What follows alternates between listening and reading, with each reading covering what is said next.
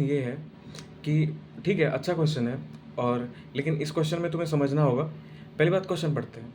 With the help of the given pedigree find out the probability of a birth of a child having no disease and being a carrier. तो यहाँ से तुम्हें एक बात समझ में आ जानी चाहिए। क्या डोमिनेंट के केस में अगर कोई डिजीज डोमिनेंट है तो क्या उस केस में कोई कैरियर बन सकता है क्या? अगर कोई डिजीज़ कैरियर है तो क्या वो डोमिनेंट बन सकता है क्या? डोमिनेंट का मतलब क्या होता है? पहली बात कि एक जीन के दो एलील होते हैं, और अगर डोमिनेंट के केस में अगर एक एलील भी डिजीज्ड है तो वो बंदा डिजीज्ड ही होगा, उसको वो बीमारी होगी ही होगी। लेकिन रेसेसिव के केस में कैरियर बनता है।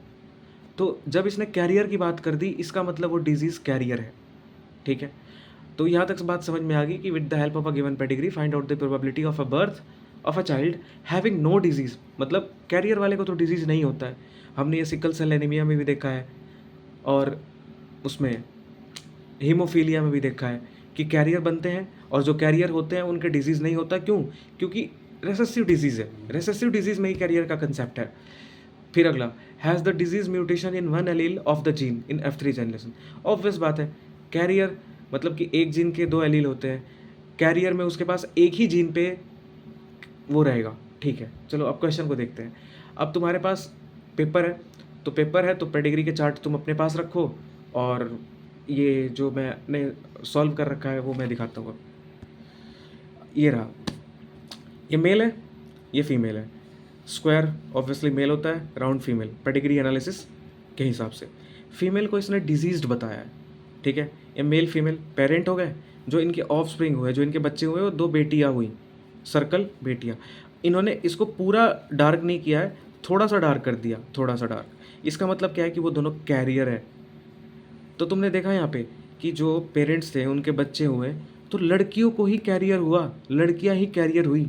यानी ये कोई एक्स लिंक्ड रेसेसिव डिजीज़ है। और एक्स लिंक रेसेसिव डिजीज़ को हम क्या बोलते हैं? हीमोफीलिया। बिल्कुल। तो पहली बात कि हमको ये समझ में आ गया सेक्स रेसेसिव है। दूसरी बात हमको समझ में आ गया कि एक्स लिंक्ड डिजीज़ है, कि इसमें कोई मेल कैरियर बन ही नहीं रहा है, सारी की सारी फीमेल कैरियर बन रही है। तो हमें एक ही डिजीज़ याद आती है, वो है हीमोफीलिया। तो हीमोफीलिया का क्या होता है? XHX, ये क्या होता है? Female carrier. XHY, ये मेल होता है, इसमें डिजीज़ ही हो जाता है, क्योंकि मेल के पास एक ही एक्स क्रोमोसोम है। तो इस पे ज़्यादा डिस्कस नहीं करना, क्योंकि ये तुम्हें पता है। तो अब पहली बात आओ, ये पेरेंट्स थे, ये है आपका F1 जनरेशन। नहीं, ये F1 नहीं है, ये तो पेरेंटल जनरेशन है। जो शुरुआत का जनरेशन होता है ये होता है F1 जनरेशन, फर्स्ट जनरेशन। ये F1 जनरेशन है। F1 जनरेशन में दो बेटियां हुई, उनकी शादी हुई। ये है, ये जो लाइन रिप्रेजेंट करता है मैरिज को। तो ये मेल है, मेल फीमेल की शादी हुई, फिर दो लड़कियां पैदा हुई, और दोनों कैरियर। यहाँ पे मेल के साथ ऑब्वियसली फीमेल फीमेल शादी हुई, यहाँ पे एक मेल और एक फीमेल, मेल डिजीज आ गया यहाँ पे, और फीमेल कैरियर है। और यहाँ पे डबल लाइन का मतलब है कि मैरिज इन क्लोज रिलेटिव। तो भाई एक बात को समझ जाओ। पहली बात कि तुम्हें यही बात समझ में आ गई कि ये हीमोफीलिया का केस है, और यहाँ पर अगर मेल हीमोफिलिक है तो उसका ये होगा, फीमेल कैरियर है तो उसका ये होगा। अब मेल और फीमेल इन दोनों की शादी हुई, तो इनके ऑफस्प्रिंग, इनके बच्चे होंगे, और हमको पता है कि इनके कॉम्बिनेशन कैसे करवाने हैं। तो ये रहा XHX XHY, ये हो गया, XHX XHY, ये हो गया। अब तुम इसके ऑब्वियसली कॉम्बिनेशन बना दो। XH, ये पहला कॉम्बिनेशन किसके साथ? XH के साथ कंबाइन करेगा, XH XH, ये डिजीज है। क्वेश्चन में क्या पूछा है कि वो डिजीज नहीं होगा और कैरियर होगा। अब दूसरा कॉम्बिनेशन बढ़ाओ, ये दूसरा कॉम्बिनेशन X और XH, ये है कैरियर और नो डिजीज, मतलब एक हमें मिल गया।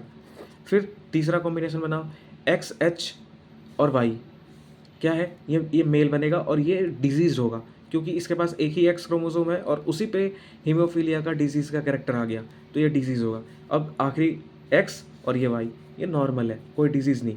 तो कितने बच्चे बने? 4 टोटल। और कितने ऐसे हैं जिनके जो कैरियर हैं उनको बीमारी नहीं है? एक। तो इसका आंसर हो जाएगा 1/4।